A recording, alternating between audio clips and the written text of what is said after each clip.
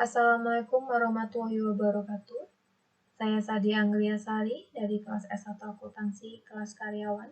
Saya akan mempresentasikan tentang hakikat manusia menurut Islam. Apa itu manusia? Apa yang dimaksud manusia? Manusia adalah makhluk yang paling sempurna yang diciptakan oleh Allah. Kesempurnaan yang dimiliki manusia merupakan suatu konsekuensi, fungsi, dan tugas mereka sebagai khalifah di bumi ini.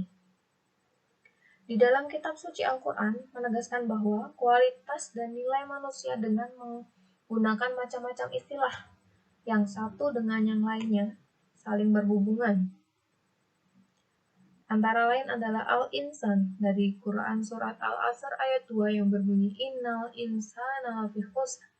Yang dimaksudkan adalah manusia adalah makhluk ciptaan Allah yang memiliki kecerdasan berpikir dan ilmu pengetahuan. Ada Al-Insi dari Quran Surat Al-Zariyat ayat 56, yang dimaksudkan adalah manusia makhluk ciptaan Allah yang kelihatan, berwujud.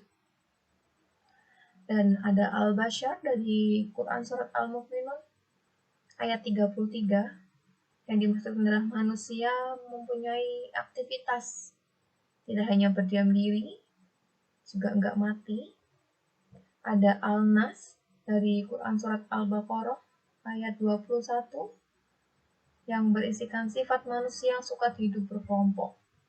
Ada Bani Adam, istilah Bani Adam dari Quran Surat Al-A'raf ayat 31 yang dijelaskan bahwa manusia pertama adalah keturunan dari Nabi Adam.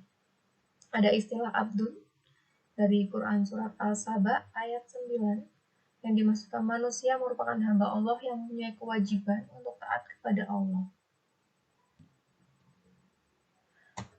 Asal mulanya terciptanya manusia. Pertama kali terdengar rantai manusia, pasti kita terpikiran dengan teori evolusi dari Charles Darwin. Dan kita juga akan menjelaskan dalam versinya Al-Quran. Pertama, menurut Charles Darwin, menurut teori Charles Darwin, manusia berevolusi dari sejenis makhluk yang menyerupai kera yang diduga telah dimulai dari 5 juta tahun yang lalu. Dari situlah kaum evolusionisme mengelompokkan genus ada 4, yaitu Australopithecus atau yang disebut dengan kera dari selatan, ada Homo habilis, Homo erectus, dan Homo sapiens. Kaum evolusionisme secara tidak langsung menyatakan bahwa setiap jenis-jenis ini adalah nenek moyang jenis selanjutnya sesuai dengan urutannya. Dan untuk versi menurut Al-Quran,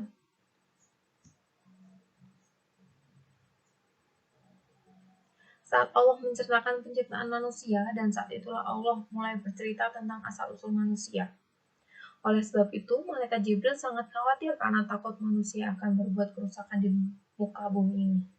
Dalam kitab suci itu, Allah membentangkan peristiwa percobaan nenek moyang. Menurut dalam surat Al-Hijr ayat 21 yang berbunyi wa in min syai'in illa indana kazainuhu wa ma nunazziluhu illa qadarin ma'lum. Yang artinya dan tidak ada satupun melainkan pada sisi kamilah hasanahnya dan kami tidak menurunkannya melainkan dengan ukuran tertentu. Dan juga disebutkan dalam surat Al-Hajj ayat 5-8 yang dinyatakan bahwa seluruh umat manusia itu diciptakan dari saripati tanah dan kemudian dari setes air mani dan terjadi dari segumpal tanah dan berubah menjadi sebal daging dan tumbuhlah di dalam rahim selama 40 minggu dan kemudian lahir seorang bayi. Di dalam Al-Quran juga dijelaskan adalah manusia pertama yang ada di bumi adalah keturunan dari Nabi Adam dan Siti Hawa yang menghasilkan keturunan-keturunan selanjutnya yang berakhir pada manusia.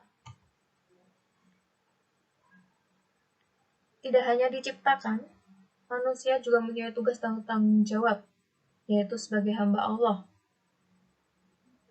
Makna dari hamba yaitu adalah ketaatan, ketundukan, dan kepatuhan. Dan sebagai hamba Allah, manusia hanya layak diberikan kepada Allah yang dicerminkan dalam ketaatan, kepatuhan, dan ketundukan pada kebenaran dan keadilan. Dan sebagai khalifah Allah, arti dari khalifah tersebut adalah wakil. Manusia sebagai khalifah Allah yaitu sebagai wakil dari Allah di muka bumi yang bertujuan untuk mewujudkan kemakmuran di bumi. Jadi itu manusia ditugaskan untuk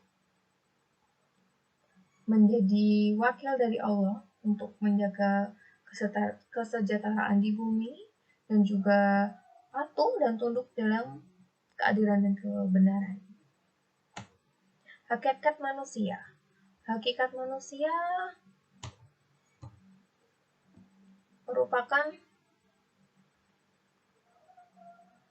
apa yang harus dilakukan oleh manusia. Itu ada yang harus kita pahami, yaitu sebagai makhluk atau yang diciptakan. Manusia sebagai makhluk yang diciptakan atas fitrah Islam sebagai makhluk lain, serta tidak dapat berdiri sendiri karena bergantung pada Khaliqnya.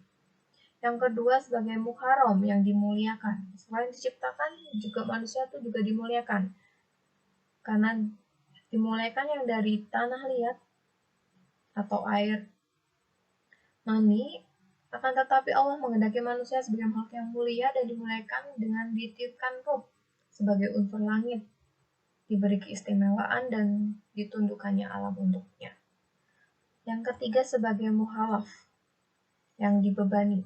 Selain diciptakan, juga diberikan tugas dan tanggung jawab seperti tadi, seperti sebagai khalifah Allah, yang dimaksudkan ke manusia mengelola bumi ini, sebagai yang diwakilkan Allah mengatur kehidupan sesuai yang dikehendakinya, dan tidak berbuat semaunya, seperti ubud ilalah, mensyukuri kelebihan, dan melakukan ibadah sebagai ekspresi ketundukan dan keikhlasan kepada Yang Maha Pencipta.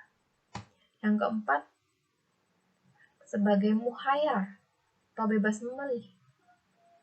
Manusia diciptakan diberi akal pikiran, sehingga dengan keistimewaan akal tersebut, manusia bebas memilih kehidupannya masing-masing sebagai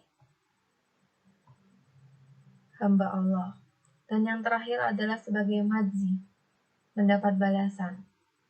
Setelah memilih, pasti dapat konsekuensi atas pilihannya tersebut sesuai dengan diberikan Allah, dan nanti akan diperhitungkan di akhir apa yang dilakukan dan akan diberikan balasan secara adil dan proporsional di akhirat.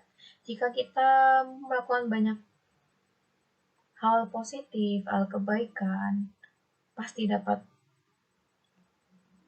balasannya surga. Dan apa kita selama ini di bumi berbuat kejahatan, tidak patuh, tidak tunduk kepada Allah, ya nanti akhirnya dapat balasan ke neraka. Untuk sekian pengertian dari hakikat manusia menurut Islam. Terima kasih. Wassalamualaikum warahmatullahi wabarakatuh.